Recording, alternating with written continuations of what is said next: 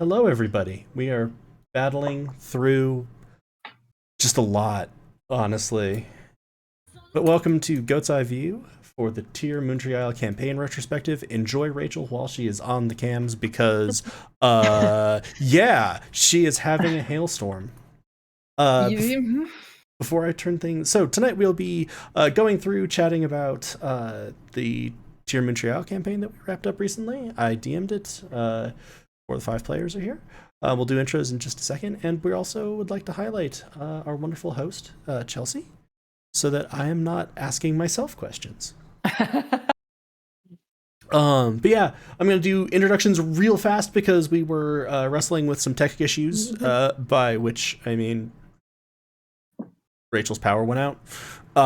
Honestly, for once, from a tech perspective, this was pretty smooth for us. It was just nature obliterated your internet. Yeah. Let's see. As I mentioned, my name's Galway. I was the DM of Tier, and I am one of the founders and the program director of Helpful Goat Gaming. Tonight, I'm one of the guests on this program. But before we get started, a couple of quick things. If you would like to join our Discord, Discord in the chat gets you a link. We do movie nights, game days, chat about our content, the questions that go into Goat's Eye Views like this, topics for Goat's Eye Views, etc., all come from there. So if you would like to, please join us in there. We have a lot of fun.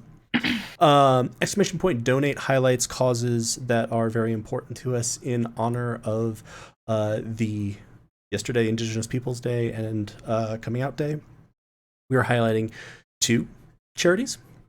One, the First Nations Foundation, which assists with legal aid, advocacy, cultural programs, etc., for a variety of Indigenous peoples here in the Americas, and is also based very close to those of us in Colorado. It's just up in Longmont. And then also the Trevor Project, benefiting LGBTQ youth with mental health services, advocacy, support systems, etc. So please, if you have the time, if you have the resources, check those out. As always, if you can look for a local charity, we also encourage you to do that. Those are often much more impactful. And there's a lot of ways, especially for Native American issues, and donate in your area. If you'd like to support us doing more of these things and never becoming more professional, but getting better background images, you can support us a variety of ways. You can use !coffee in the chat, KO-FI, to donate to our coffee fund. That benefits us directly. If you have Amazon Prime, you can sub to us for free here on Twitch with Twitch Prime, and you can also sub to us not for free. And we would greatly appreciate both of those things. If you would like to get some Helpful Goat swag for your dollar and support us financially, you can do that with merch. Chelsea is showing off the Moontree Isle mug. I am wearing the Welcome to Moontree City hoodie. And there is our artist highlight series featuring art that Chelsea did of McKeck Tumbledown from Dom and Dragons. All profits I just bought one of those. Yeah. I need a new notebook for my other D&D campaign, and I bought that one. All profits from that particular piece go to Chelsea. So please, if you would, go ahead and check that out. We would appreciate it. Coming up the rest of this week, Thursday, Spire, 8:30 p.m. Eastern. Always a good time, featuring 3 of the people that you see here. I'll let you guess which 3. Friday, we have Go to Ween 2021 continues with Rachel GMing Tricks and Treats, or as I called it, the Candy Game, because I couldn't remember. Candy Game. And on Saturday, I'm very excited. I'm very excited to see what candy everyone's bringing to the Candy Game. God, if we say Candy Game in the mirror 3 times, does like an evil Rachel doppelganger come and get us? And drag us into a game for our lives? It's just me. It's actually how you commuted. You'd be like, look, I know this sounds weird. I just need you to pop into the bathroom, look in the mirror, and go Candy Game 3 times. You could just walk out then. Honestly, it might be better for you if you do. It's fine. And then on Saturday, we have session 2 of Sam's mini campaign. Monster of the Week, Bedlam, and that should be a lot of fun. That'll be at 3 p.m. Eastern. All right. I think that covers everything that I want to do, so I will kick off introductions. I'm going to start with myself. Like I said, my name is Galway Trainer. I was the DM of Tier Moontree Isle and the DM of the World of Tier campaigns. My pronouns are he, him, his. I'm going to pass it to our host for tonight, Chelsea. Hi, I'm Chelsea, tier mega uber fan. My pronouns are she, her, hers, and I do have a little something, but I'm going to wait till intros are over. And I am going to pass it down to the fabulous Sam. Whoa. I caught it. I realize it's not actually down. Actually, it is actually down. It is actually down. Galway It is actually to do down. It. So I had to- Galway is now dead. I'm a professional. Galway Daka! Oh God, no! There's blood everywhere. Well, hi there, everyone. I am Sam. I played Dent, the enchanted suit of armor in Tier Moontree Isle. Both of us, well, I go by he, him, his. Dent went by he, him, his. And I'm going to Brady Bunch pass it to my side piece, Rachel. It's Rachel. There we go. I had to look at which way I had to look towards you. This does technically, the overlay is the same pattern as Moontree Isle, by the way. Yeah, I didn't pay attention to that every 2 weeks. But that you we know did it. who's over you. That's all I'm I going to sure say. do, baby. Yeah. So I'm Rachel, and I used she, her, hers, and I was Nero, the half-burnt cowman Fearbulk monk. And I'm gonna pass it off to the best top ever, Chris. Oh, and I will grab it from the best power bottom ever. I am Chris. My pronouns she, her, hers, and I will always be Ketch. His pronouns were he, him, his. He was a tabaxi fighter, and he had a little friend named Eliza. And so now I'm gonna like dribble, and then hop over Galway and send to the beautiful, so dreamy Elise. Oh, thanks. Hello. It's me. I feel like I am peak gremlin with my hair just looking absolute disaster. So thanks for affirming my dreaminess today. Hey everybody, Elise, she, her, hers. I played, sorry Lena, still past tense, Nero, human rogue, pronouns she, her, hers as well. I would so happily drop it to Ressa / Heather, but sadly we would be listening to Craig instead. Now recording. Hello, I Now am recording. Yeah. My Now pronouns are recording. bear. Instead, I encourage you to ooh and ah over the incredible art that Monty made for us for this campaign. Yeah. Featured Hell yes. Unressa's token there. And I will hand things back to Galway? Chelsea. Chelsea, take it away. You're like in a direction. Oh gosh, I know how to do this. It's fine. I feel really weird reading my own thing, but sure, we're gonna go with it. Okay. If you don't know, I'm the ghost who writes poems every stream. I just don't ever actually read them. I just kind of do them, so it's really weird. But okay. We all know the campaign that left our minds shattered with its detail and lore, and some of Helpful Goat's most iconic moments that shook the audience to their core. Push the button and they shall appear, the DM and players whom we all love so dear.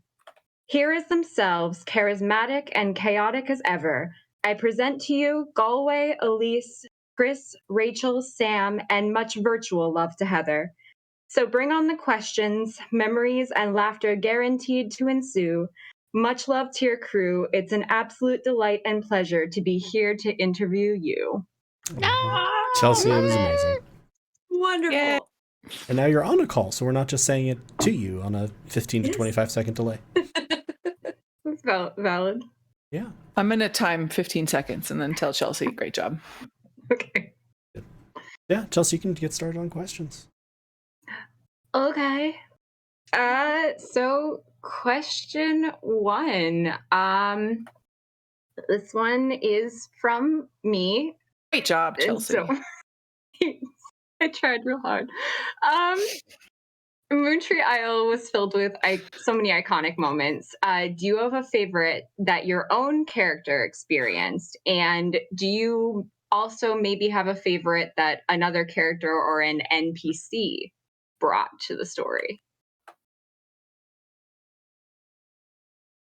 And this goes for Galway too. You can answer. I'm going to say with this group, you're going to need to pick somebody. Okay. I mean, I'm happy to start. Okay. Sam, you go first. Yeah. So my favorite Dent moment, it's going to be a bit of a throwback, but it like I kept referencing this moment as like, this is one of my favorite moments in all of role playing. And it's going to be really hard to top it, but someday maybe it'll happen. But back in Tormund Isle, before Moontree City was even a thing, there was the scene where we were all in the I forget what the name of the tavern was, but Dent was trying to learn some magic from Dellen and failing completely, and he was just completely without any sense of patience at this point, storms out of the building and wants to go try to figure out what the hell was going on with him. And Nero followed, and Dent was just kind of pacing behind the tavern at that point. And I don't remember specifically what was said between Dent and Nero, but it was something to the effect of like, you know, do you need to be alone right now? And then Dent was like, you know, I'm going. I can't make you not follow me. And Nero did follow at a respectful pace behind Dent. And what was very just so freaking meaningful to me about that moment was it was one of those things where, you know, at that point in Dent's arc, empathy and relationships were still like very fresh concepts to him. But I felt like the lesson that he learned in that moment it wasn't one of those lessons where it's someone literally sitting you down and teaching you a thing. It was one of those things that had to be taught in the moment by showing the example. And I felt that like Nero was a perfect exemplar of showing boundaries and respecting them, and also expressing, hey, I really care about you in this moment. And, you know, nothing was really ever said about that specific thing between Dent and Nero after this happened, but I think that did a lot for shaping how Dent would then go on to, you know, treat others and think about the other people in his life. I like Okay. Who's really trying to walk a fine line of Nero not overstepping his boundaries and not caring about what a friend just said, like, leave me alone, and being like, I'm going to do my own thing and follow you anyway. So, you know, trying to be like, still respect you, but also care about you. So I'll just be here in the shadows. Yeah. It was a very powerful moment for me. So yeah, thank you, Nero, for making that happen. Anytime. Anytime. Yeah, man, I almost said Ressa. But hello? Hello? Let's go to Catch. Ah, I had like there are a couple that really stick out, but I gotta say, I think my absolute favorite moment was when Galway allowed me to weaponize the cats. That was very From good. the cursed ring, and that was I think was so much fun because it was just it was still really early on, and I took this ring that I had to like attune to and then ended up getting kind of like cursed with. Now, I mean, okay, as a cat lover, cats following me around is not like, a curse to me. But there were a lot and they kept coming, and it was like an inopportune time as Nero and Ketch were trying to like handle some shit.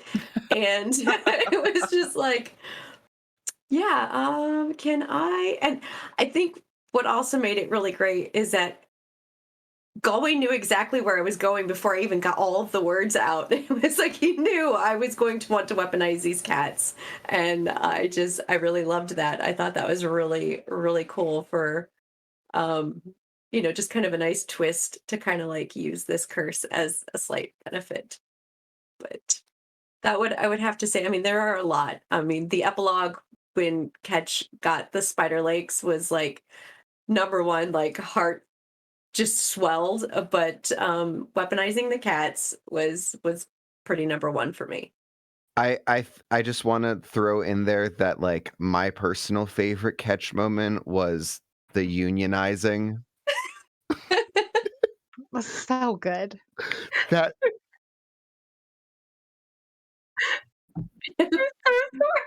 Weaponized cats. Thematic. Thematic. So perfect. Anyway. Great. Yeah, I guess needless to say, Ketch did a lot of weird, fun stuff, and I enjoyed him so very much, and I already miss him a lot. So I'll pass over to Elise. It me. Okay, thanks. I we did so many good things. There are so many, moments that stand out. I think back fondly on the disguised self shenanigans where we had so many catches. Was it Catch that we all ended up looking like in Uh-huh. prison? I Yes, love poor that Nero. still. Like, I look back on that very fondly. I also the topiary theft when we acquired what became Rachel. Yes. You I enabled Nero. yeah, that like that developing into like me deciding like Minnow has this like reversion thing where like the more stressed she is, the more she's like, I just gotta steal something. I gotta be in control. I don't know. I really liked that, and I liked where it led. For Minnow, like, for me, and kind of like having, because, it was kind of a joke at first, but then I was like, actually, it feels very right that like Minnow is out of control because she needs to feel like she's in control, right? Because she was spiraling at that point, in many ways. And so those are kind of like funny things that I liked, but I think that my like as a player, my like most like I look back on that with just like the fondest like feeling of like triumph was figuring out Wiseman during that whole interaction, and then rolling that nat 20. I was like, I don't care what you say right now, go away. I'm rolling insight. And you're like, you don't need to. I'm like, I'm doing it. And it was nat 20. But that was just very fun for me, because, that the whole like couple sessions leading up to that, like my notes, I know I've showed you all the notes from that several times because it's just so funny.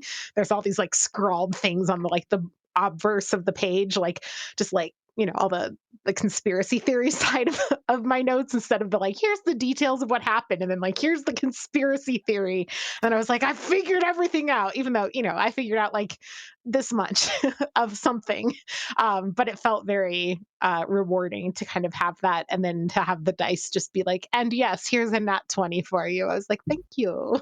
Speaking you of very like much. perception insight checks, wasn't it Minnow that like last year got like the double crit success on like a perception, and it was like, I think I made the pun like 20/20 vision or something like that.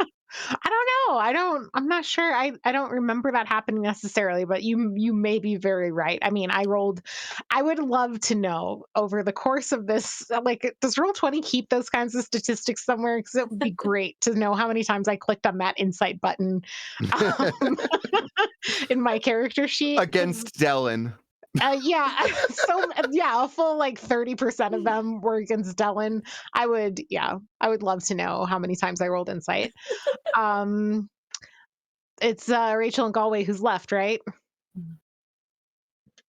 I guess it always feels like the GM has to like lead or conclude things, Galway. So I'm gonna pass it to Rachel.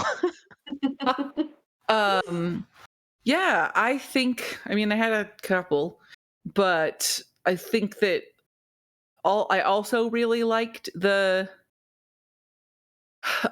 whole sequence of when we got arrested. So I liked the fighting the people, but then going, oh great, the police are here, and talking with them. And then I liked that like trying to explain everything, how it was, and not understanding how the system works, and Minnow just always being like, put it in your back pocket right now. Just kind of, having to be continually reminded of those things. And I also really liked my nat 20 persuasion roll for Berdier. Oh, that was clutch. And like making him an entirely different person. Oh, wait, when Rachel's done, please comment on how critical that was to our success.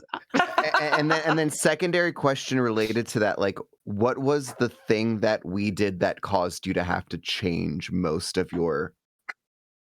Okay. Oh, okay, Sweet. good. Awesome. But yeah, I just really liked that. I was just trying to get Berdier, like I was trying to make him, change his ways a bit and see things a little. And I liked that it was just like, you will do that exactly. You will give up everything and care only for, I really liked how that worked.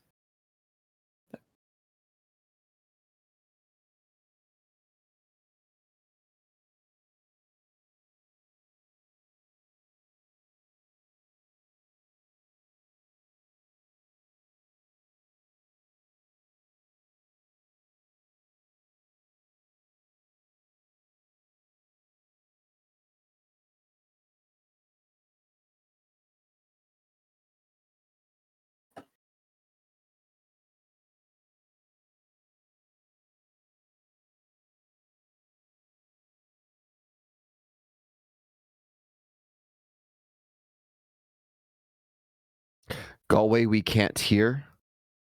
You can't hear me, probably. Oh, hey, my thing muted at some point. Oh, fun. That was fun. Cool. So I was I'm going to just quickly recap what I was saying. That was definitely impactful. It came in the epilogue a lot with the sort of orders to Moontree, or not to Amberheart. It came in with the favor, and that this is not a one-time favor, or like, you've saved my life or done this service for me. I'm gonna do one favor for you. And he's tremendously wealthy, tremendously well connected. This is transit to anywhere in tier. Enjoying the cat's just like, nah, it's time. My time. It almost feels like a cop-out, but in terms of iconic moments for me, sort of thinking as the DM, I think I have to go with Welcome to Moontree City. Because I stressed so much over whether this was all going to get spilled or if things were going to, and I will say things ended up different than I thought they were going to. We'll talk about that later. But and it was also just the reactions that everyone had, and I've talked about this at times, like people screaming in chat, getting to change the overlay, getting to change the music, everyone reacting to that was also really beautiful for me because it felt like, we talk sometimes internally about the difference between just playing around a table with your friends or playing just a game and playing a streamed game. And like that moment felt stronger to me for being a streamed game.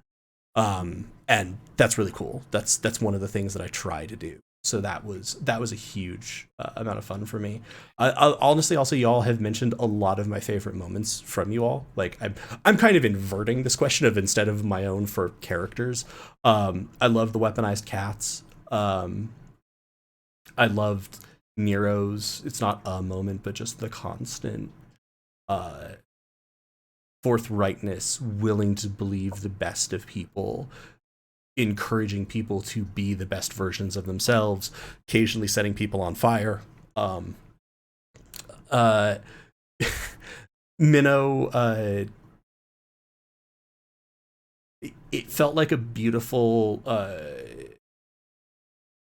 sort of coalescence between, I think, players' instincts to roll a hell of a lot of insight rolls and a character who had a reason to, and that dynamic working really well in the party of needing someone to do a lot. Actually, all your interactions with Ed were super fun for me. Getting to have Ed be an NPC was a lot of fun. Getting to call all the other Marauders meet friends. Yes, I was going to say, if you didn't mention the meet friends thing, I was going to mention it, because I was like, the first time you did that, I was like, oh no, this is great. And I also want to highlight and I'm happy to take this on with Heather, who's not here. I loved Heather's ability to play Ressa as this person who was really kind and understanding, and while also having a really like practical edge. Like, this isn't quite like two Neros of this like, oh yeah, everyone's wonderful, but like, no, everyone should get a chance. Okay, no, throw the horse through the window before we go through, because that looks dangerous as fuck, so we shouldn't go through first. And also it was mentioned, but the Drider legs. When Heather sent me her idea for the epilogue, I'm like, yep, good, great, yes, that needs to happen. Don't also, care. I just needed to say that you mentioned the horse through the window of the church, which reminded me that was where I found Jebediah. Yes. And that was also one of my favorite things, that just a random spotting of a lizard as I was trying to find something. And he became my constant companion and best friend. Yeah. And Grassworks needs a mention. Of course. Rachel the Tree, Grassworks, Jebediah, Mr. Jimbles. You collected quite the menagerie. Let's see what I do in the next campaign. Okay, awesome. So the next question is going to be from Joel. Is there any specific aspects of your characters' backstories that weren't mentioned or expounded upon as the campaign progressed? What were they? Okay, now I need to open up Roll20. I could start because I remember mine. Rachel! So I did the whole backstory for Nero with the burning down of the forest. Obviously, that was mentioned and talked about and everything like that. But one of the things that I had in his backstory that I never really included, except very little, when we found that secret place and we got I got the silent symbols and stuff, but I also got like a master woodworking kit, was that Nero became or was working to become a master woodworker and making art by burning wood because he wanted to learn to overcome his fear of the fire and make something beautiful with it. So he, would spend his free time doing art burning or wood burning for art pieces and things like that to try and, overcome his fear of fire and make it be not something that's just destructive. And that never came up. But that was in his background. I'm going to go to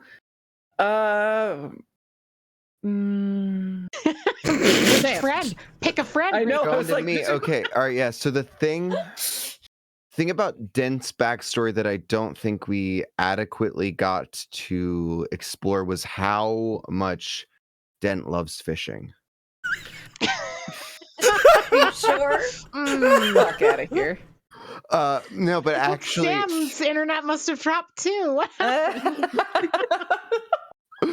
but in all actuality, I wrote Dent to be an amnesiac. He lost his memory, and so we all got to, as a group, figure out what Dent's backstory was. And so there was not anything that I wrote here that we didn't get to really see. And so, yeah, I actually don't have much of an answer to this other than I really like what we were able to piece together and, what his kind of MO is going forward. So yeah, I'm going to pass to Elise. Hello. I don't think Minnow had very much in her backstory we didn't touch on. I think her sister being an important person in her life was like one of the few things. Like she had some like family drama, but it wasn't ever meant to be foregrounded. It was always just kind of to inform a little bit about Minnow's Yeah. like why she would make the decisions she's making is like she has this sister that she's trying to set this example for. She has these parents that she's kind of like vaguely disappointed in and like that, like but still cares about and like, and has this kind of like strange relationship with them where she wants them to be better than they are. Because I think like she followed her dad's footsteps into criminal activities and was trying to like keep her sister from doing that too. But her dad was like a washed up criminal who had kind of changed direction. I don't know, stuff like that. Like, but that never really mattered in terms of Minnow's backstory as like, or I guess what I should say is, I think those things played out in a lot of Minnow's character decisions or character development without it needing to be something that's like, well, now let's talk about my dad and my sister, like more of just kind of this kind of interesting like yeah she was I think that the thing that like kind of defined Minnow's backstory to present like and moving forward for me was that she felt very lost in where she was, right? And like when we started, it's like that was kind of the thing that drove like a lot of decisions for me is that with her was like that, she has this life that's set up and a spouse and a home and a profession and stability and things. She has all that now, and she's like can't figure out why she's still unsettled or why she still has this feeling of like, is this what I want? Is this enough? And so those things informed like why she did that, but I don't think that it was ever meant to be something that like suddenly came into or got discussed in some like heart to heart moment either. Chris?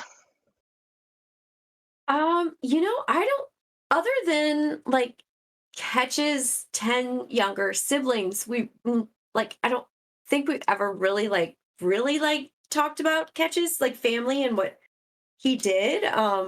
So his parents owned like the bookstore in Amberheart, and his dad always encouraged him to kind of go out and be this adventurer, and his mom always wanted him to like focus on his calligraphy skills to where he would like edit the scrolls and draft letters for the mayor of Amberheart and stuff like that. So Ketch really just kind of like wanted to do both and was always kind of torn. And I feel like Ketch basically joined the Marauders so that he could do more of the adventure stuff, and then his goal was to do the adventure stuff young, and then he can do all the calligraphy stuff when he's old and possibly missing a leg from some adventure or something. But yeah, I mean that's really, I mean it Galway was great with kind of like bringing in some of the stuff. Like I had like one of the spells that we got was that where I could change the way a scroll or something looked to only certain people could see it. I don't think Ketch ever got a chance to use it, but it was super cool. But I mean, it was just a lot of things like that. I never actually put a whole lot of thought into why Ketch and his tail had like management issues. But I do wish I could have done a little more with that. Honestly, a lot of it was because half the time I forgot. And then I'd be like, oh yeah, and his tail is doing such and such. But yeah, I mean, his siblings were obviously something that was Ketch's driving force. So I'm glad that we all kind of focused on that. And then the one time that Sam mentioned one of his siblings, and I forgot that was his sibling. God, it was hilarious. I was like, what? Pickles? Yeah. So it's pretty fabulous. But yeah, that would be it. So since we don't have Heather, I was gonna say that was a player's one. yeah, So. yeah. And now this Where's cat's Chelsea go? this cat's flank can read us the next question. Well, I actually wanted to just throw in there that there's literally a part of all of the cats. There's literally a part of Dent's backstory that we only became aware of in the epilogue, which is the name that Dent's creator gave to him, and Yeah. I have settled on Kalach, which is the it's basically the origin of the name Callahan, which means bright and hopeful. And I figured that since his creator wanted Dent to be someone that was beautiful and that had something more to do than to just be a protective robot, that something like that has hope in it would be fitting. Lovely. Very nice. I'm going to read the next question before Sam hijacks the camera again. Sam the cat, not Sam the. Sam the cat. Yeah, Sam the cat, the one that keeps sitting on the screen and is looking at me like he's going to do it again. This one's from Lena. What's your biggest regret with this campaign? Things left undone, character stuff, player stuff, whatever. Let's start with Chris. You have anything? I like how I arranged the two questions that felt like the questioners were like coming for me, like just right here. Like what backstory stuff didn't get picked up? I'm like, you do this to me. Biggest regret? Not getting to spend more time with your husband. Yeah, like I feel like we didn't get any bonding time, a spousal bonding time. Is that what they call it these days? Spousal bonding time. Yes. The rain and hail have come for me. Honestly, I guess like in the moment, maybe I wish I would have done maybe certain things differently, but even when mistakes were made, I feel like they progressed the story, and I'm really happy with where our story ended up. So I can't say that there's anything I regret doing. There may be a couple of times where I was like, oh, should I have really done that? But I said it, so I guess I'm going for it. But other than, okay, I guess my biggest thing left undone, biggest regret is that I didn't get the damn Drider legs until the epilogue, and I didn't get to do anything with them. There, Galway. But other than that, I loved every moment of it. So we'll see what Nero's biggest regret was. I have a question for you, Chris. So like, for me? Okay. this is like your 4th tier character. 5th?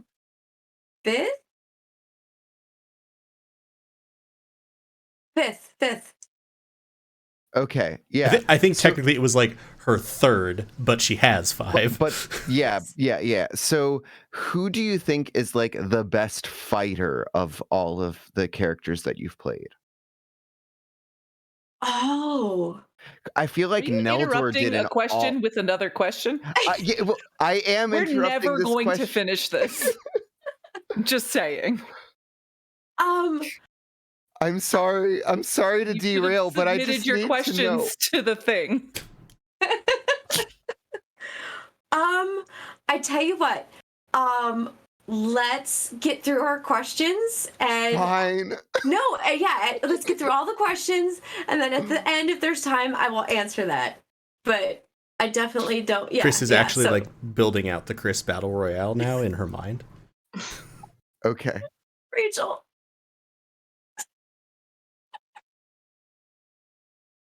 My biggest regret is not making friends with more people and things. I think that I could have easily had more animal and plant friends. I could have really fleshed out the terrarium. I'm not Tyler. I only got so many voices. Yeah, no, I don't know. I feel pretty good overall. I think, yeah, just anything would be like, oh yeah, just making us do more of that.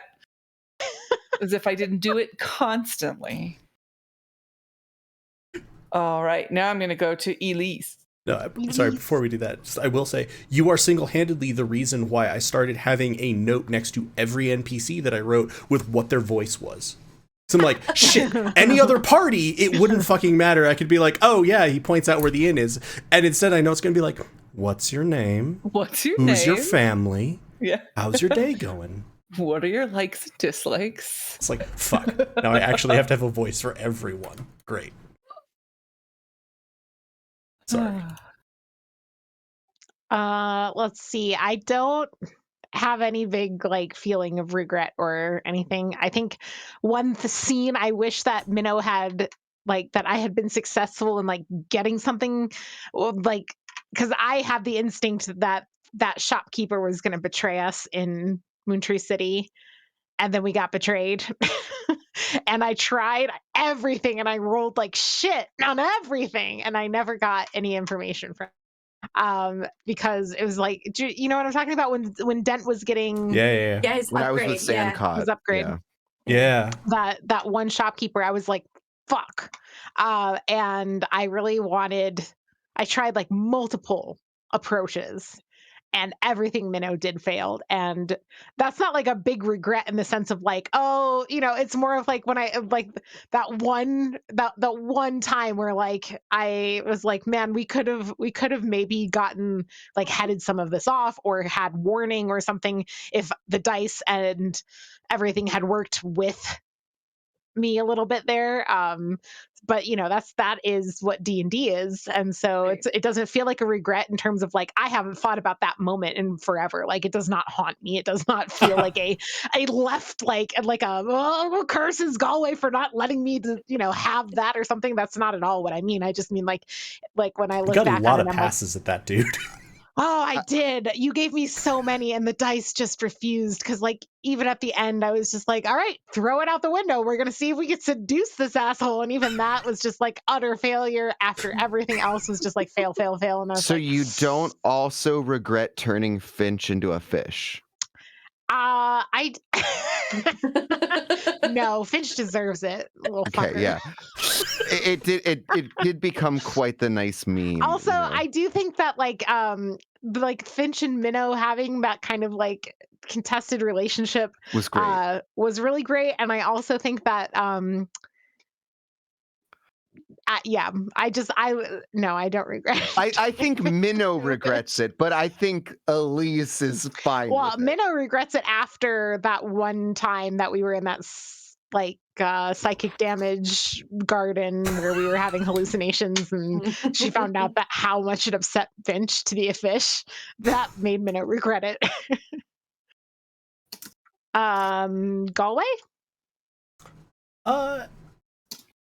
Actually, pretty similarly. Like, I've had regrets with some of the other campaigns, usually around timescales and things. So, like, Beyond the Doors, I rushed some stuff because originally we were trying to put that in a smaller time frame. So it's kind of the opposite of that. I'm really glad that I let this one breathe. Like, we spent way longer in Tormenryle than I thought we were going to, and similarly, I came to you all a long ass time ago. and was like, hey, so there's something kind of coming up that we could either do a quick way or a slow way, which, how are people feeling with this? And that was, of course, Moontree City. And like you all picked like, yeah, we're fine. We don't have anywhere we like have to be, I'm happy with this character. I'm like, okay, cool. So we'll do this the long way. And I'm really grateful for that, because I think that everything got to breathe. I think we got room to have fun character development and really bring sort of plot lines to a convincing end. I'm debating in my head of seeing if Elise wants to know what would have happened if she rolled better with that shopkeeper. Yeah, tell me, so that I can regret it, so that it will keep me up at night.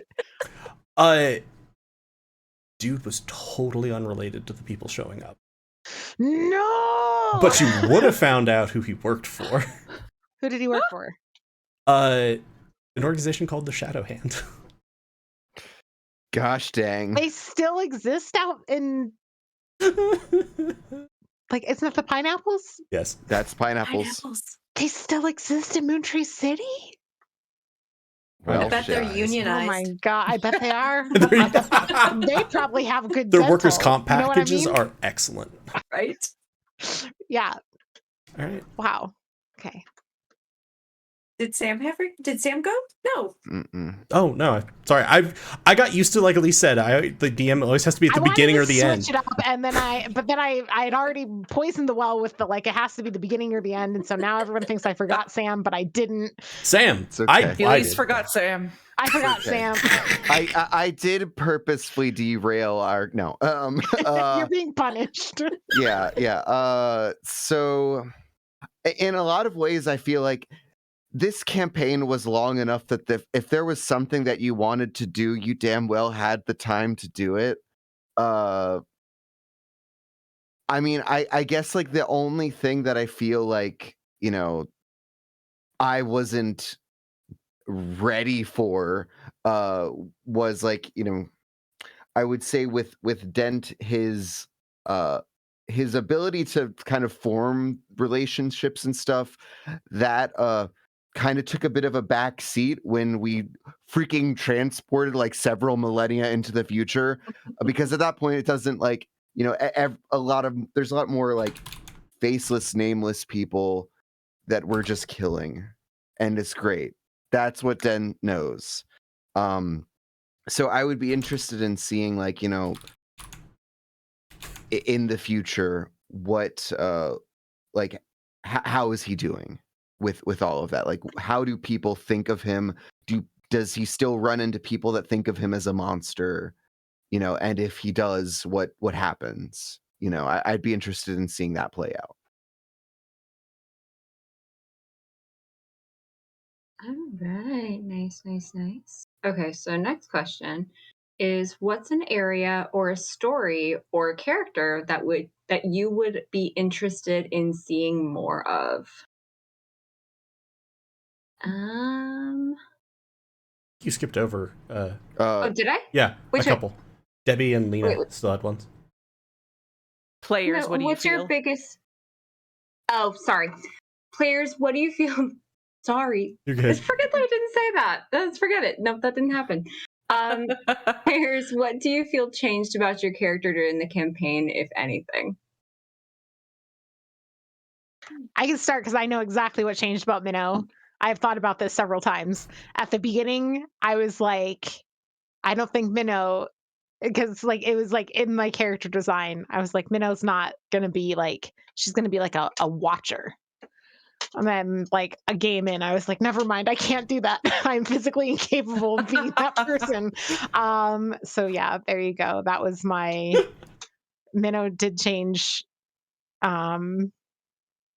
in that regard. I mean, more beyond that, like Minnow also changed significantly in like the same thing that we were talking about earlier, her relationship to the concept of like home and her life. Like she settled into that much differently. And like it was when she thought she wasn't going to be able to get back to Amberheart was when she realized what she wanted, which was to get back to Amberheart. And to have that taken away was when she kind of had that moment of clarity of like, well, fuck me, right? What this is actually, and so like her kind of having that moment, and it did kind of like really, for a minute, like she was pretty fucked up about it, and like getting the hope back with like Wiseman being like, no, there's a way back.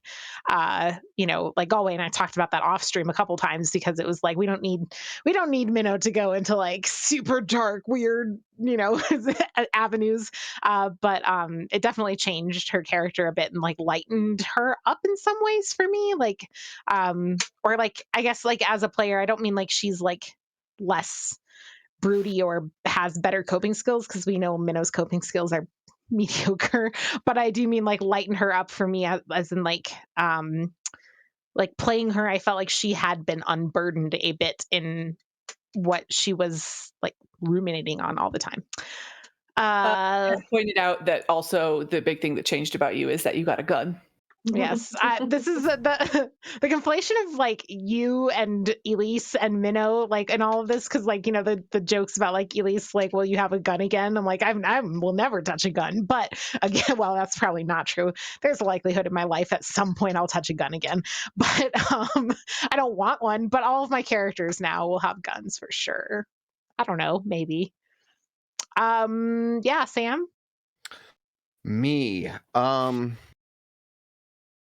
I think what like the big change that Dent had over like I would say the course of like the second half of the campaign was, in his striving to be a good knight, and figuring out what that means to him.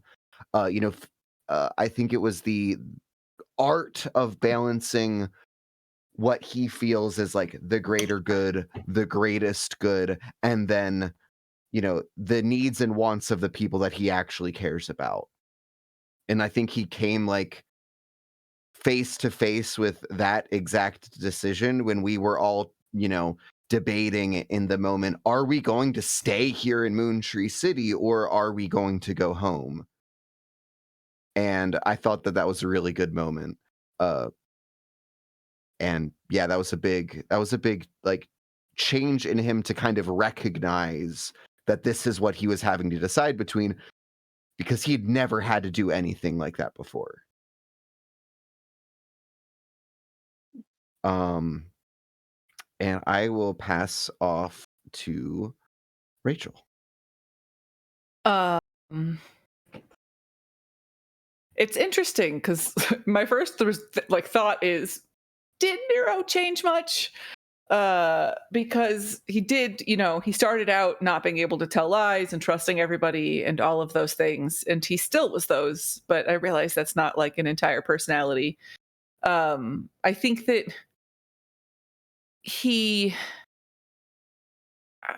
I would say that like being around everybody, and specifically in Moontree City, changed him, because he was very much used to being just a part of the natural world, and to be so far removed from it and have to like, choose to insert some random future thing into himself and, try to use the internet on his wrist and other things like that really involved him stepping outside of his comfort zone.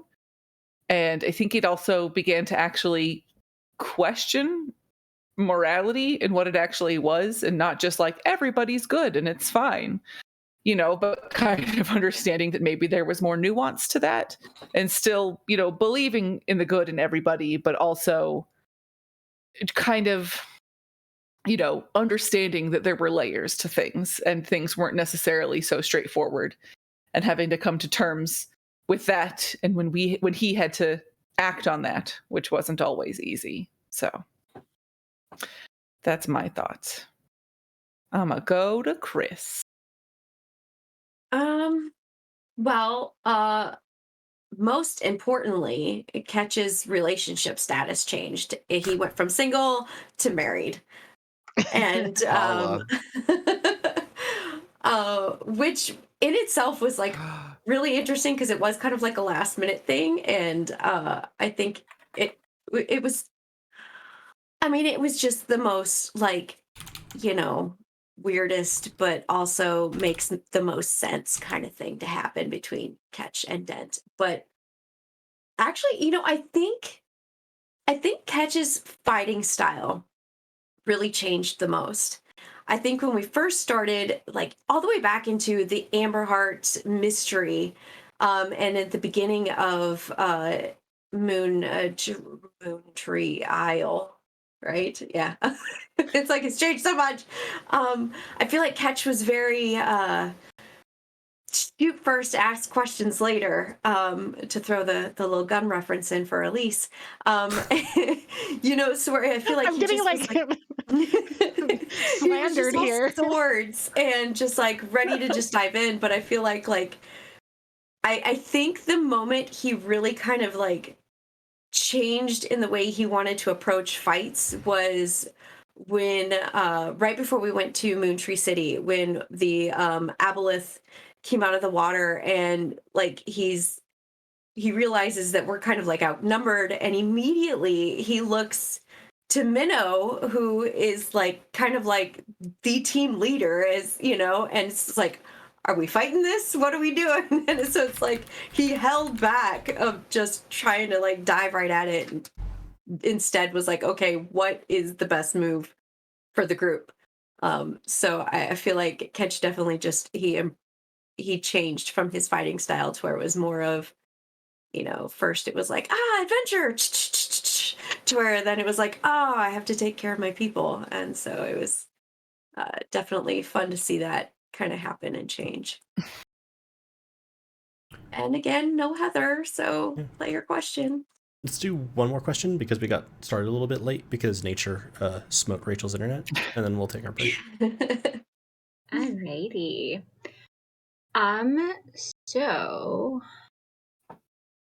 what surprised you the most about your character? What about generally? Thank you, Lena. Let's start because they say end or beginning. Let's go with Galway.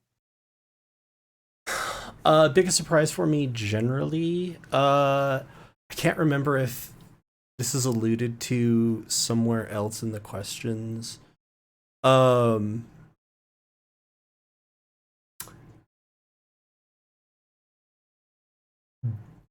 coming into Moontree City. Hell yeah. Dellen coming into Moontree City was a massive change from I don't want to say the way it was supposed to go, because I don't run stories like the way they were supposed to go, but in my mind of like sort of like, here's probably what's going to be happening, that was not one that was in there. And a lot of stuff in Moontree City ended up sort of hinging on that decision, and a lot of stuff in Tier is different because of that decision. And I think that was probably the single moment, if I would point to, like, more than anything else, of that. I think humorously, but also quasi-seriously, the lack of insights or of insight checks against Mr. Jimbles surprised me, because I just assumed that there was going to be constant Really? interrogation of the wasn't trestle. gonna do it, so. But yeah, no, it was definitely grabbing Dellen was a complete surprise and impactful decision that's going to be sort of echoing through a lot of stuff for a while. Let's go to Rachel. I will say the thing that surprised me most with Nero is that I ended up liking him, because I made him for a one-shot. And then I remember speaking with Elise before we started this campaign, and I was like, I made this fucking guy for a one-shot. Like, I don't want to do a whole campaign with him. He talks really slow. He's not super smart. He trusts everybody. Like, this sounds fucking boring. I don't want to do this shit. And so like when we first started the actual campaign, I was like, ugh, fine. And then as we played him, I was just like, man, I love being Nero. Like it's so nice to be just totally naive, but also really strong. Just a nice mixture of like Big himbo energy. yeah, there you go. It was nice playing a himbo, and I just think it just is funny to me how initially I was just like, no, I don't want to be this guy, please. I don't know. You even talked to me about it a little bit. You're like, if I really am not liking this, can I change out characters? And I was like, yeah, you're going to have an opportunity to. And at that time, I'm like, there's going to be some gates past which, no, changing out's going to be a little harder. But right.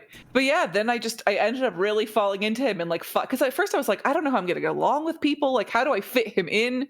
Because everybody is like, he's very different, and I was very nervous about like him not fitting in the group sense of, the dynamics of the group. But I think that in the end, it really, worked out, and he, felt to me like a solid member, and just I really was happy with how it turned out. And I think I've already passed to everybody, so I'm just gonna eeny, meeny, miny, moe it and pick Chris. Um, I think the biggest surprise for me for Catch was the moment he stopped fighting and he started talking. And that's when basically then he ended up taking on Eliza. But it was it was kind of like, why are you doing this? And he literally, like I said, the last one is his fighting style. The way he did is just, it evolved, and I feel like that was The like internet changed Catch. yeah. It totally Zigzag. did. Zigzag. Yes. And so I just feel like, the total evolution of Catch in his, the way he just kind of like approached fights, from just like running head on to where it was more like, okay, how can we handle this? Because I really feel like that moment there really was the foundation for Catch unionizing everything. Was, he really went into that without like full force. He went into that with his mouth, and it's, look at what happened. So yeah, that's, I think, my biggest surprise, because Rachel, all of us basically, I mean, we started these characters for a one shot, and I was like, okay, I want to be a cat, and I want to be a cat that fights, and that's all I had. I was like, one track mind, we're going to be a fighting cat. And then next thing I know, we're like leading the unions, and, taking on nanites, and talking with entities that now live in our head. And it was definitely just this really kind of weird circle of life, I guess. And so it was really cool. He definitely, where Catch ended up is not where I thought he was going to end up, and I'm quite happy with it. So that's what surprised me the most, is that a fictional character in my brain evolved. So yeah. How about you, Sam? Yeah, I think my answer's obvious. It's literally almost every session, like learning something about his backstory that Galway has concocted never ceased to blow my mind. Every single time I'm like, oh, this is the biggest thing it could ever possibly be. And then it wasn't, because the next thing would happen. And yeah, I mean, that was not so much of my own doing, but the fact that I gave, our, God free will over my character's backstory, best decision I could have made at the outset of this campaign. So yeah, I literally, that has to be the answer. Yeah. It me. because I haven't gone. Elise, sorry. It's okay. I think that we've already covered pretty much anything that I would say here in terms of like Minnow's like response to ending up in Moontree City and like her kind of spinning off the rails a little bit. And also her like I'm out of I feel like everything in my life is out of control, so now I'm going to steal things. That was kind of like a surprise, but like a fun little small character surprise. Like I don't feel like that's like a big thing. Generally, though, Moontree City was the most surprising thing. It was so great. Like I like think back to like the moment when we were just like and Galway's like, yeah, we're gonna go a little late tonight. There'll be a surprise. And like that was another one. I remember talking to Rachel. I was like, oh, the boss. We're fighting a boss. And then it was like, this isn't the surprise. Like having like Moontree City unfold right after that, and then just being like, just all that was just so much fun, and like the surprise of it, and then like getting to just kind of have it as like a little playground, and just just like behind the scenes has like motorcycles, and Golly's like, I mean, we can maybe see about motorcycles. I was like, I need you to know that by the end of Moontree City, Minnow will have been on a motorcycle, so you can enable this, or I will make it happen. It took one session. Enables things, and Galway's an enabler. Let it be known. Gave me a gun and a motorcycle, And you shot Ressa. And I immediately shot Ressa boys. and the Betsy boys. Listen, Minnow Cloud Strike Row. there we go. Oh. Yeah. Yeah. Galway, I wanted to ask you real fast. Like, would Dellen have made it to Moontree had it not been for the lightning lore? To Moontree City? Moontree City, yeah. No, not without your intervention.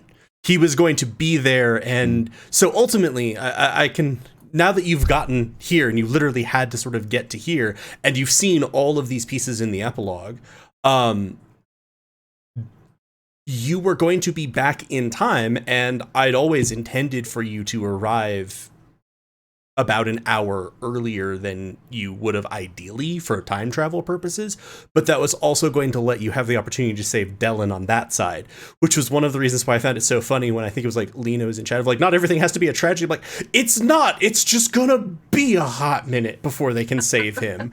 But that all, and like I said, a lot of that would have gone very differently. Dellen would have been a fundamentally different character because he wouldn't have been there for that. This is perhaps also noticeable because sometimes in Moontree City, I just kind of forgot Dellen was there. I was like, whoops. Hey, Dellen, right. You're a person. But weirdly, that was never, that never indicated an absence of me thinking about how stuff was affecting him. I just kind of forgot that you had Dellen. I'll also say that he was, I think it was Elise said it, like, he was a wizard without his spell book. So I'm like, Dellen was not resourced to do another, like, 15 sessions. He has very little he can do anymore. He's like out of spell scrolls. MV NPC. Yeah, but I loved him getting to be along with it. It was interesting sort of having to have those thoughts. Yeah. Let's go ahead and take a quick break, I think, just because we're about halfway through. We got started a little bit late. And I think I'm gonna do this at the beginning when we come back rather than the end. I have a preview for what's coming up in tier. So we'll pop back in. Let's take about a 10-minute break, if that's good with everybody. And then we'll be back. Get up, stretch your legs. As Andy would say, manage your fluids. And we'll be back. Get your laundry folded. Get your laundry. All right. See you in a second, everybody.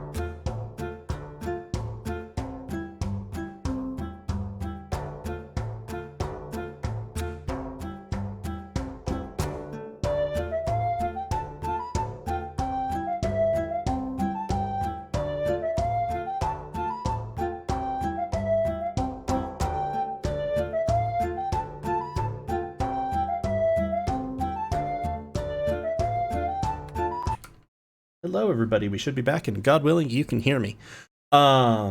Wait for Joel to confirm that one this time. But I'm going to keep going in the assumption that, you know, you can hear me. My mixer seems to suggest that you can. I can totally see and hear us. Nice. Seen, heard, yelling. Thank you, Joel. Joel is being a very good Chelsea and Lena. Yes. Thanks, Joel. I actually realized Lena is in the car, so we'll wait for just a little bit. We'll wait till the end, and also because I don't want to distract from questions about Moontree Isle with then a bunch of, hey, here's stuff coming up in tier. So we're going to drop right back into it, I think. So take it away, Chelsea.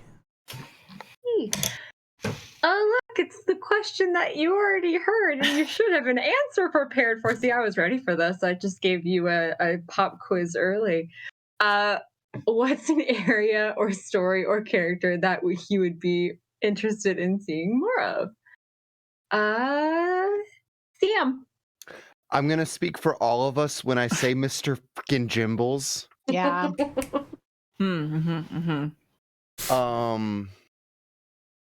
I also just like I feel like the NPC that I wanted to see more of, because I feel, oh god, yes, licking her got modded. Okay. Elise, you've generated a mod because you're licking your Excellent. keyboard. That's accurate. That's what I'm doing. That's the same thing as eating ramen, right? Yeah. Like underappreciated, I wanted to see more of. I'm really excited to see where they go in the future. Is gotta be Zigzag. Yes. Yes. Like, I loved this, like, you know, cryptid guy just out of freaking nowhere that Catch found. Very Monster of the Week vibes for me. So, you know, that's always gonna win. And I mean, area, like, any place we didn't go to on the freaking tier map, I want to see. So, like, you know, Good news. yeah. Yeah. I will pass things off to my fusion hot person, Rachel. Wait, I think let's go this way. Wait. Yeah. There we go. There we go. I think that it's less like, yeah, for me, it's an area. I am really interested in Tormund Isle.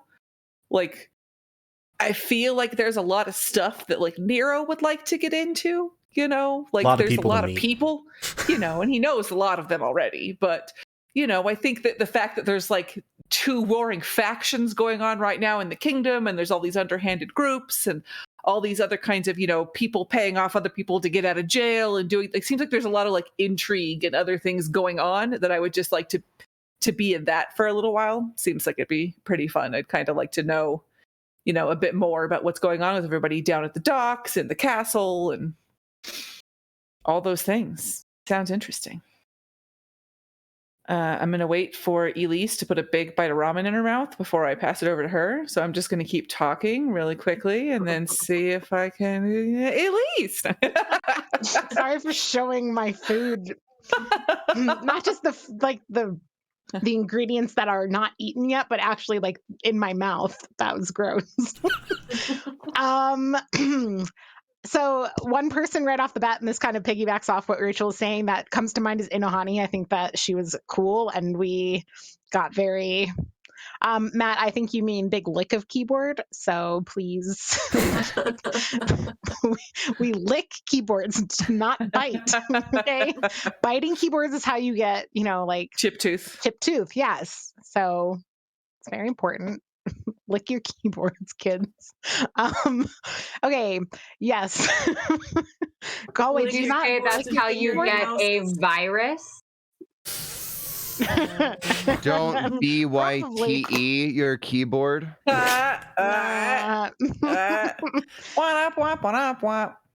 I'm disturbed by Galway's apparent lack of keyboard licking in his life based on the look of surprise that he gave us at this recommendation.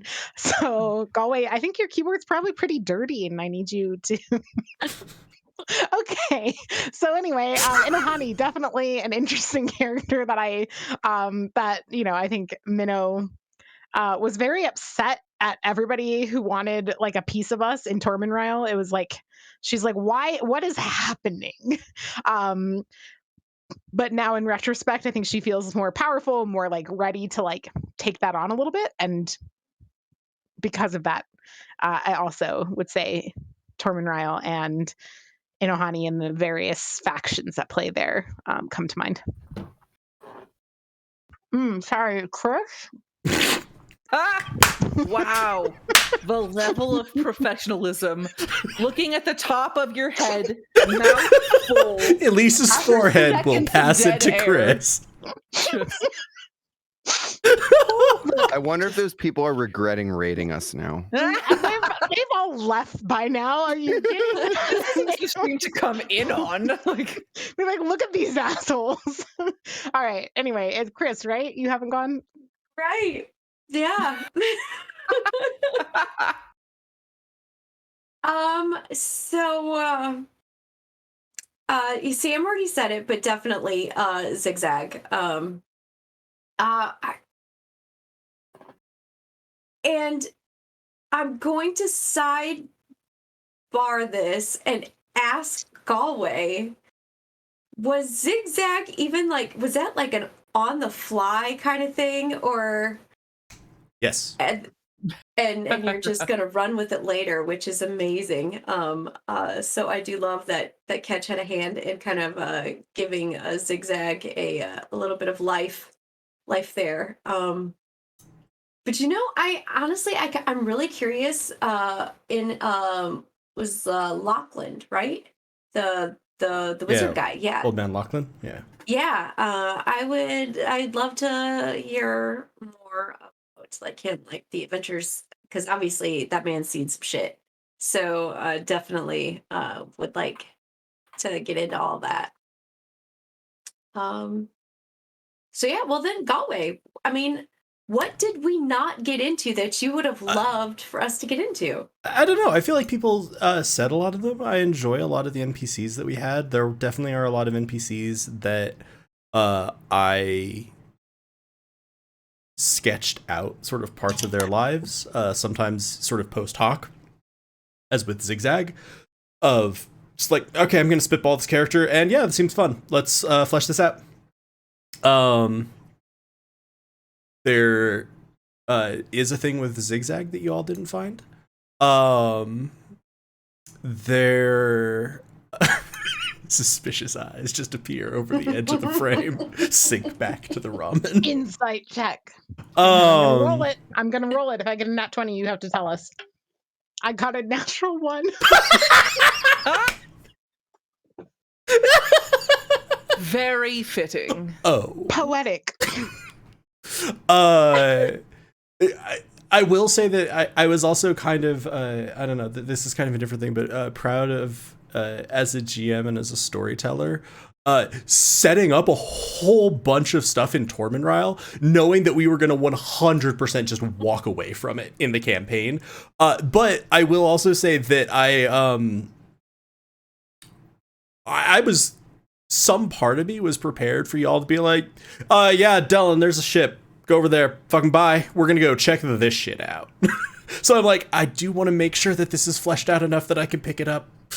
But yeah, that was a lot of fun. The stuff that I'm interested in seeing more of is exactly like Zigzag, though. It's exactly like Zigzag. It's Dent, lightning luring Dylan. It's the fact that I might make the framework of the world, but what gives it life and what shapes it is people doing things that I usually don't at all expect. Nero talking to the giant tree in Moontree City, I 100% expected. Didn't need to railroad you to that one, knew it was going to happen. I just went ahead and wrote that scene way in advance because I'm like, he's going to talk to the fucking giant tree. Yeah. There's no way he's not. But that's what I enjoy. So I look forward to doing more tier and getting to have you all and others sort of breathe life into this and shape where this world goes. Oh, yeah, this one's going to be fun. In the spirit of Nero, the cowman of many words, if you could summarize your experiences in Moontree Isle into 3 words or less, what words would they be?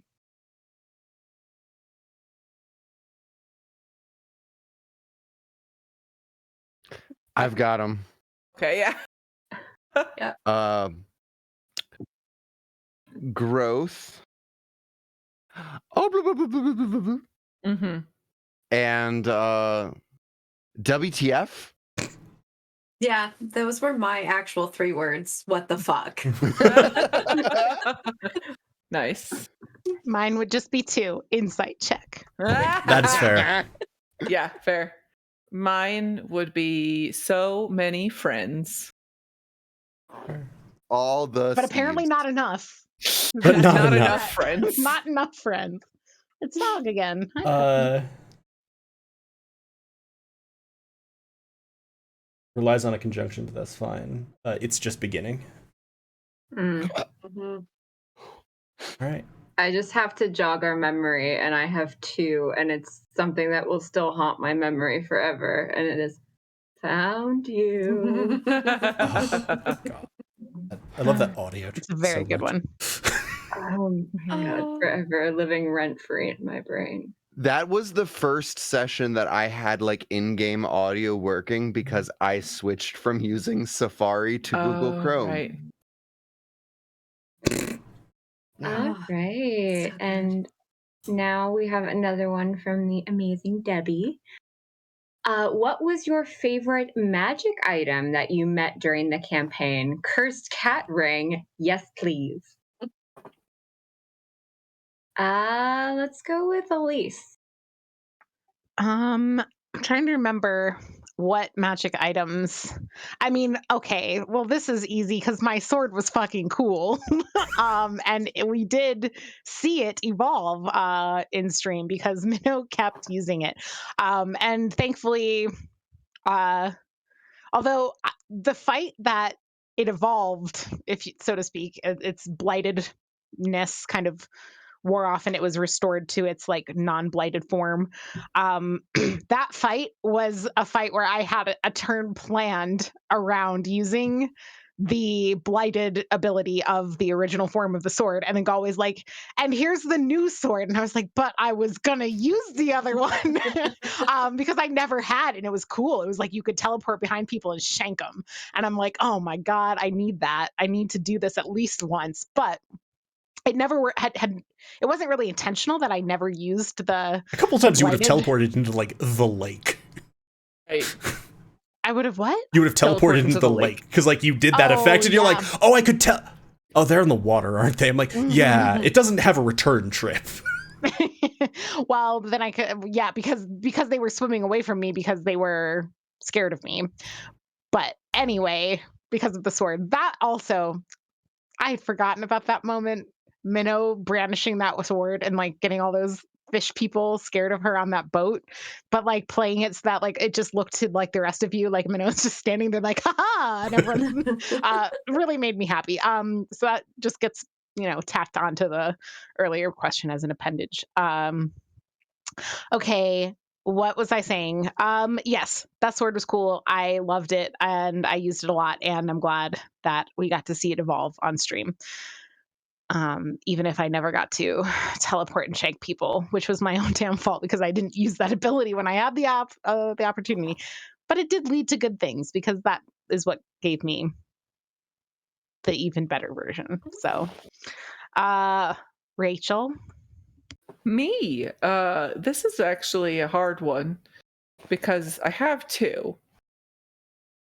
And obviously my staff that was like from my home forest that was burned down that allowed me the wonderful ability to talk to plants was amazing. And I'm glad that I was able to use it so many times to talk to so many good plants. But also, I just can't forget my music box. Like I can't forget the little dancing animal every time that would dance. Push the button. Yeah. Toad. It's a dancing toad. Oh, there you go. So our last dancer is a dancing toad. And I liked playing the silent symbols, or the what are they called, Chelsea? I feel like you knew. The Zills. The zills. I liked playing the silent zills, and I liked making Dirk dance for the echidna. And yeah, I just really liked that because it served literally no purpose, but it made me so happy that it was just a little dancing animal that was new every time. As you said, it's new every time I push the button because Joel demanded to push the button in chat, and it was a new. It's a new. Hey. So that was I just only good timing. know about those from Chrono Trigger, so I don't actually know what they are in real life. It's fine. They're kind of like a cow. Oh, that's not what they They're are in bovine. Chrono Trigger. How about I go? Sorry, I'll be done. That's not what they are in Chrono Trigger. Look, that's not what they are. in Science Chrono is Trigger. wrong. Chrono Trigger Yeah. is right. Chrono Trigger is right, and life. I was just wondering why it wasn't on the Switch just the other day. Ugh. Anyway, go away. I'm gonna go to you. I'm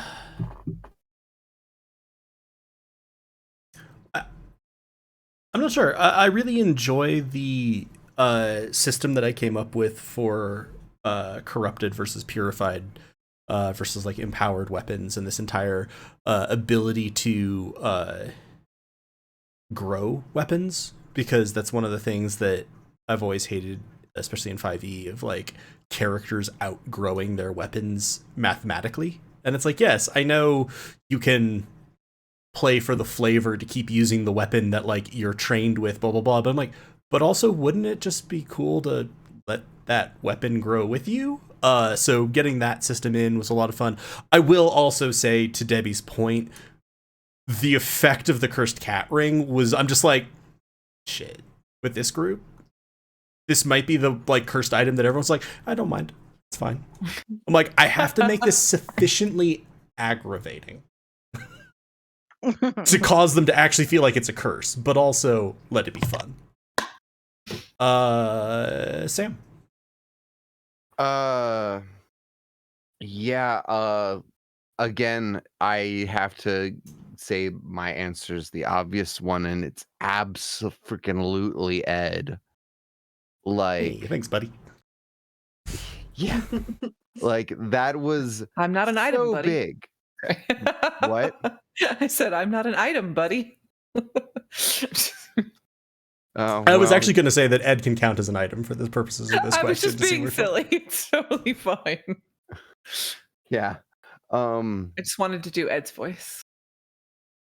Yeah, that was, I mean, coming off of like my favorite scene with Dent to then also get like something that became so pivotal to his entire character, and definitely got him out of trouble a few times.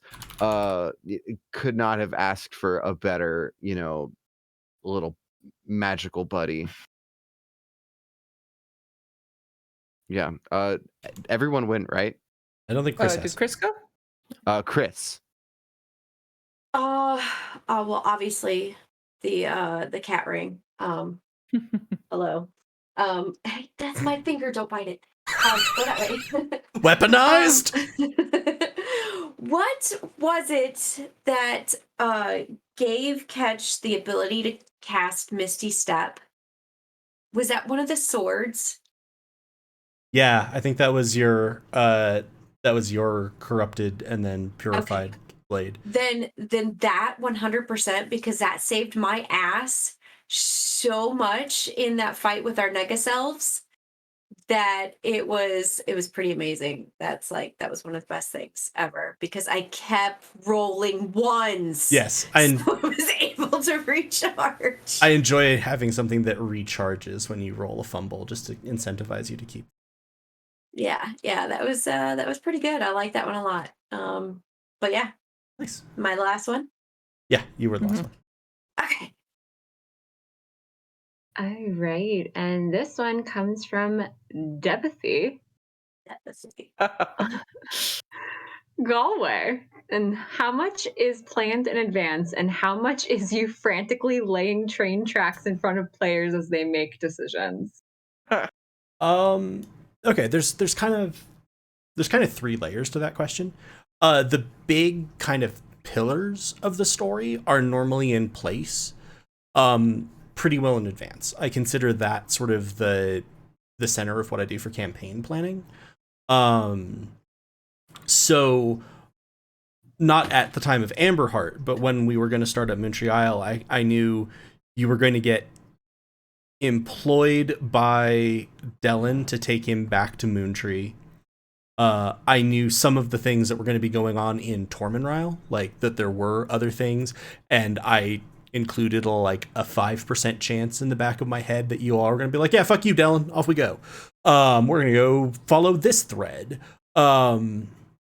I knew largely what was happening in Moontree, at least in terms of the situation, and I had the time travel set up. So the big kind of events I moved between. I do most of my planning week to week. I use spreadsheets to keep track of things. Like I write in them because it helps me break out like here's a roll for this and here's what results. And I basically just keep a tab for every session. I normally do that the week of or maybe a week before. So there's some elements of that lets me also be really responsive to if people were interested in X thing last time. We can do more of that, or we can bring that back and we can shape that. But I will also say 100% within a session, a pretty significant amount of it is just, oh, fuck. Right, they're going to talk to this person. So, like, we were doing the epilogues, and Rachel had said that she wanted to do her epilogue with the Veggie Pygmies. And she's like, yeah, so if you can give me, like, the notes of what you had, like, the questions they were asking me, and I'm like...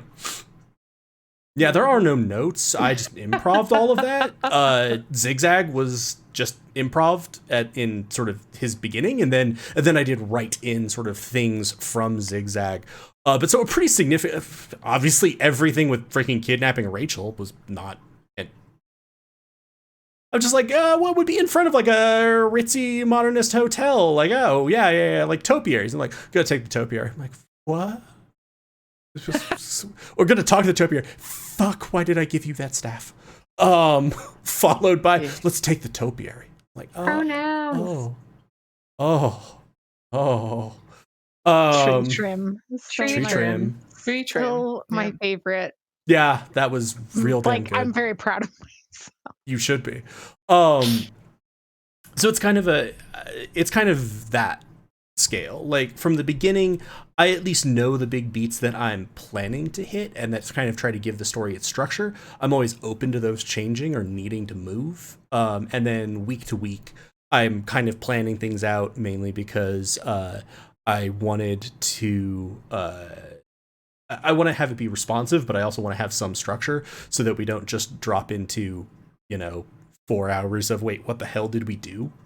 I like to, I think players like having a sense of progress, but then there's also a lot of just like, oh, Minnow's trying to seduce the shopkeeper. I don't know. I didn't think of how he would respond to this. How did you roll? Oh God, how does he respond to this? Yeah, so that's that. All right, now we're going to start asking the really hard questions. I don't know if you're ready for these. So ready. All right. This one comes from Lena. Do you think Mr. Jimbles was actually a bad guy, given the outro scene? Okay, listen, I've thought about this. Lisa's like, I don't even get to take a breath. I'm like, look. Lisa's like, buckle up. Okay, so somebody asked in a different chat in the Discord, ! Discord, you can hang out with us. Don't you want to? Isn't this a great advertisement for our community? Actually, hopefully it is. That the question of like, who's the good guys, who's the bad guys? My answer is this campaign, this story spans too much time for there to be a good guy and a bad guy kind of organization. I think Galway's big secrets is that everybody's a little good and everyone's a little bad depending on when you encounter them. And I think that Mr. Jimbles and the whatever mana, the multi-mana. Mr. Are- Jimbles is the multi-mana. Yeah, but I don't know if they're, but I mean, like, it's literally a multi-mana. Like, is there going to be more than Okay, one? yeah. Okay, maybe not. Maybe Mr. Jimbles is just plural, like Legion. But anyway, I think multi-mana, be it a single being or many beings, like, occupy the true neutral space and are in some way, like, doing that throughout the course of the entire story. And so, like, Mr. Jimbles was motivated to keep us alive because we needed to repair the space-time continuum. And Mr. Jimbles is also motivated to manipulate people with no real sense of morality, yes or no, in like other places and other times, and to get other objectives met, regardless of kind of. So like for our things, it was easiest to kind of watch over us and kind of keep an eye on us and kind of gently sway us into whatever he needed us to do, it needed us to do. And for this other person, like there's a much more direct line. Yeah, that's kind of my theory. Mr. Jimbles is perfect and could do no wrong and would never do anything to hurt us. Mr. Jimbles did make you a painting of you all. He did. Mr. There were Jimbles many is endearing perfect moments in with Mr. every Jimbles. way. And anything that he does, he has a good reason for. It could have been a different Tressum. Did we ever have confirmed that it was the same Tressum? If it was a different Tressum, I would be actually legitimately a little annoyed with Galway for being like, oh, a Tressum. You're all going to assume it's Mr. Jimbles. He's like, oh shit, Elise is mad at me now. No. I will 100% say that the description was meant to lead you to it's Mr. Jimbles. Okay, yeah, okay, Like, right? I was trying to foreground that without just being like, you see Mr. Jimbles fly away. 'Cause I'm like, no, Mr. Jimbles was a name that and Nero. that worked very well, and that's why I was saying if that wasn't your intention, then like, why not? Okay, that's my thought. Chris? So what are we thinking, like, and saying here is that we went back in time. Oh, look, I had a Rachel hair in my mouth. You're welcome. Your power bottom? I mean, that sounds right. Yeah, right? Just seeing Elise. Oh, there's the regret question. I fully knew what I was saying. Like, please. But I do have regret. You knew what you were saying. Just not that, right? Okay, so when the Mr. Jimbles that we met way in the future was good, or at least working towards a particular thing, because you figure if he wasn't good, he would not have taken on that big ass gold dragon to get us back to the past. Now, past Mr. Jimbles was probably a dick, and he probably did some stuff that started some other stuff, and then when he met us in the future and he realized shit was going down, he's like, oh no, I totally screwed up. I gotta get them back there so that they can fix all the shit that I screwed up. So that's what I think. Is that he was a dick, and then he wasn't a dick, and he's probably a dick again because apparently he goes back and forth in time. I don't know. No clue. Sam? My thoughts on Mr. Jimbles are that he is just like a fourth dimensional being, that time is almost irrelevant to Mr. Jimbles. He just shows up when and wherever he wants to. And I mean, he's a force for good insofar as we didn't all fucking die and he could have killed us in one foul swoop if he wanted to. Right? So, like, he can't be all that bad. He also didn't kill us in the past. He could have killed us in the past. So, yeah. Obviously, I'm not going to answer. Come on, Galway. I feel like we could get. I feel like there's something we need to know about the multi-mana. Like, we've seen it referenced in, countless versions of the prophecy or maybe just one. We've seen it referenced in the prophecy. Clearly, it is a being. Like, is there anything that we would be able to glean from this now, knowing that Mr. Jimbles has existed in both time periods, predates Jerarith by several thousand years, predates the blossoming of, We also isn't the servant character, isn't that also okay? See, we're getting into a rabbit hole now. Mm-hmm. We can move into the next question, which will I was probably gonna push say you we even can go further. deeper. Go into the next rabbit hole. We're gonna go to the deeper and down the rabbit hole now. Are the orbs bad? Are the trees bad? Who do you think the bad guy actually is? Is there actually a bad guy? Dun dun dun. I think like there that are- you could just tell just really quickly that that's just Lena slowly losing her mind. Are the orbs bad? Are the trees bad? Devolving. Who do you think the bad guy actually is? Is there one? Like, just so intensely. Like, I'm expecting her to be pulling out her hair as she does it and taking you and strangling you. I mean, she could burst through that door at any minute. Kool-Aid Man. I don't know if she's actually home yet, but She is. She is. She I'm said she was hoping back. if she's typing that she's not still Right. driving. So. I still think that like we have localized story-based bad guys, antagonists, right? And I think that there are factions that are probably motivated by worse things than others. And like the fact that Dellen's people across many timelines, across into the future, did some shit and made control nanites and things. Okay. But this is derailing. My real thought is we have some sort of magic arcane based phenomenon occurring in a world and a story that we're seeing across lots of time. And, we've got the blight and we've got the ongoingness of the blight that is being held at bay and those kinds of things. And is that what we're calling it? Is that what's called the blight? Am I saying that right? Galway? I didn't There make is that up. the blight in the tier that you went from. Yeah. Okay, good. Okay, because like that's there's my dog yelling at people. Sorry. She has a lot of thoughts about the blight too. Okay, and so you've got the blight, which is clearly some sort of force happening, whether it's created by people or in some way like a natural or otherworldly creation, right? And I think that people are reacting at all times, right, to trying to figure out what's going on and are creating more problems, just like in the real world.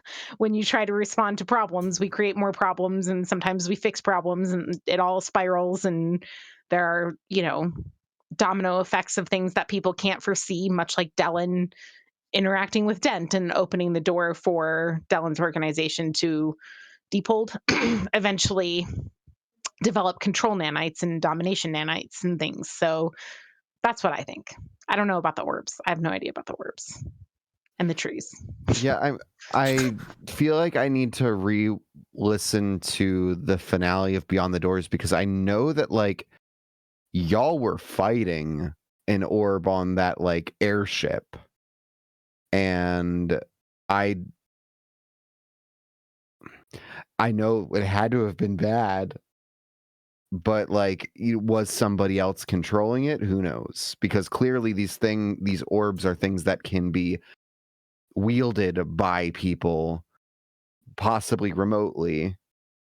So who knows? I feel like the orbs themselves are not good or bad. They're just incredibly powerful vessels, and what they do is, at the whims of whoever is wielding them.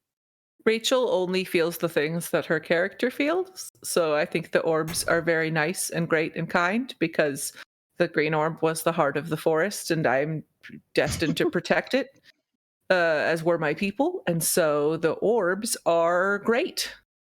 It's definitely like, oh, sorry, Chris. Please. If that statement Just is if that laughing. statement was true, I'm really, really glad that you only played Dr. Underpants in a one-shot.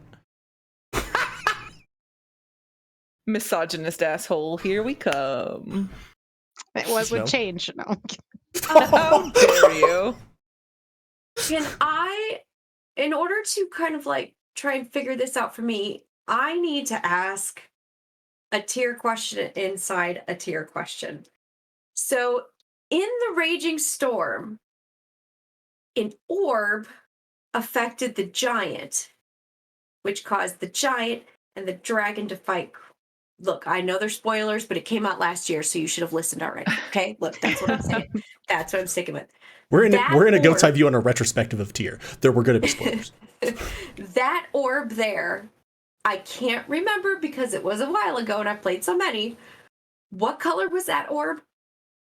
It was sort of the metal appeared to be sort of dark black of it, but it was sort of tinged with like white and silver. But it was a similar type of orb to the 3 orbs that we are now in possession of. Yes. Okay, so then what I think is that the orbs are neither good nor bad, that they are what is made of them. So kind of like as we were fighting the aboleth and they were able to like talk to us, but the aboleth had control of them in a manner of speaking, then I feel like that they are powerful items, powerful like conduits, totems, whatever kind of like is able to take control of them and do, they kind of are like at their bidding. So I feel like something kind of controls it in a way. I really agree with you. And I think that there's like something about both the orbs and the trees that in some way it's very like necessary to the well-being of Tyr as a world, right? And that the well-being of the world is what's at stake. And so when we start fucking with the trees and we start fucking with the orbs is when people, right, when we start getting these effects that then people are reacting to without knowing the full context of how they're coming about. And then they create more problems or they try and get control because they want more power, they want more money, right? And like all these other motivations come into play, which is exactly what you're talking about, Chris, like that kind of like who has. But I think that there's also a lot of people who don't know what they're dealing with, right? A lot of people are dealing with, because like we've encountered this multiple times in this campaign, Moontree Isle, of like there are like gaps of collective memory that we don't know like what happened before that, right? Mhm. And Moontree City had the same thing, like this kind of gap of collective memory of what happened before that. And so yeah, I think that there's definitely like some sort of effect, and like, you know, it's possible that there is some kind of actor out there like the multi-mana or something, right? Who in some ways like creating this collective memory gap in like the entire fucking world, which would be insane. It would have to be literally god tier actors to do those things, right? And so just kind of curious to see. Yeah, it'll be interesting to see what happens next. Galway. Okay, so And answer Galway, all I'll those take that questions. question to you. No. No. Yes. No. Lena said Yeah. so. She even yelled it. You have to answer all the Galway, I'm in charge. Uh, You put Chelsea in charge today, actually, Galway? I heard that. Yeah. Um, I think I'm in charge. I think I'm in charge. Galway, what are your opinions on that question? I'm not going to give an answer to the question. I will maddeningly vaguely respond to things people have said about it. like Pico Fermi Bagel. You all have made some very good points around the way that I like to do morality within campaigns. In this sense of good and bad, and what that means. Famously, one of the things I enjoyed in Tier Beyond the Doors, as we're going through, and just in some session, Andy just suddenly exclaiming like, "God damn it, can we not just have someone unambiguously evil to hit?" And I'm like, it's not what I do. And then, to be fair, I did give him a couple of racist guards who were bullies. So, I'm like, here, have unambiguously evil, absolutely small stakes, small fry people to beat up, because I'm like, that's not really how I organize things at an upper level. Like I certainly love sci-fi and fantasy, but one of the things that I did realize growing up was at some point I'm like, wow, fantasy books have a lot of people who refer to themselves as like the Lord of Evil. That's not a thing that really happens all that much. That's not really how you do things. Everyone always thinks they're the good guy, or at least justified. So I think that there's there. I think that Elise made a really good observation that ties with some of the things that we've talked about in like Galway talks about tier sessions before, and in Debbie's spreadsheet, etc., that you have different groups who have different motives, and some of those motives and some of those goals may be better or worse, or more or less destructive, and there's going to be a matter of perspective taking. I will also say the comment about god tier actors, not necessarily in who you were relating it to, but god tier actors being at play is absolutely accurate.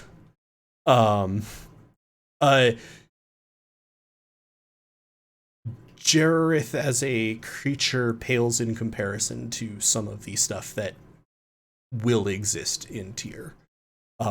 Either that you will be allying with or fighting, essentially, as we keep going through things. So I feel like that gets to some of the points there. Everybody had really good points, really good thoughts about it. Chris, again, sort of that, like, there seem to be uses of these things. You've certainly seen ambiguities in the orbs, which you've been exposed to a fair amount across different campaigns. I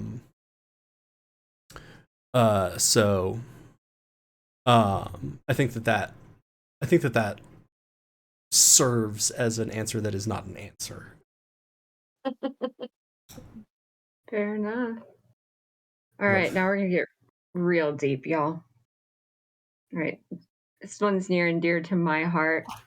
It was my first piece of tier fan art for this campaign, and was never answered. Are kumquats an instrument? As a person with 2 music degrees, I'm gonna go the esoteric route and be like, anything's a fucking instrument. You just gotta play it. I think Nero would be with you there. It's a percussive. You can slap it and get a nice. You could also, Slap. Can you make an echidna Sound. dance to it? Yes.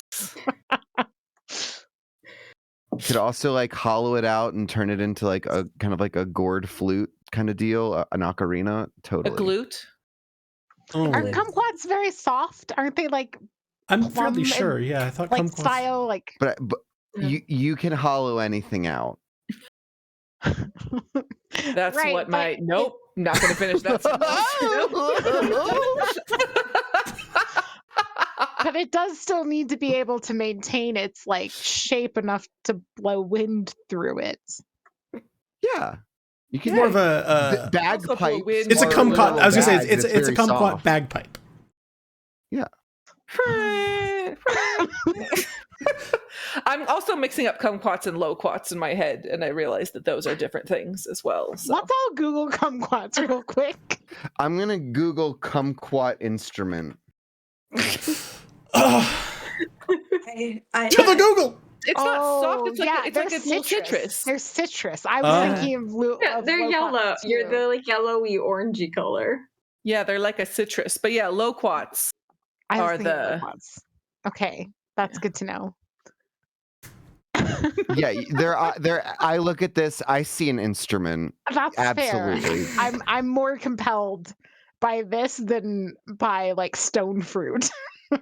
Like, not that stone fruit can't be an instrument, but I don't think stone fruit can be an ocarina. You know, like you can't make an Stone ocarina. of it can. The stone of it might, yes, could be. That's true. Gosh, now I want some fruit. Damn it.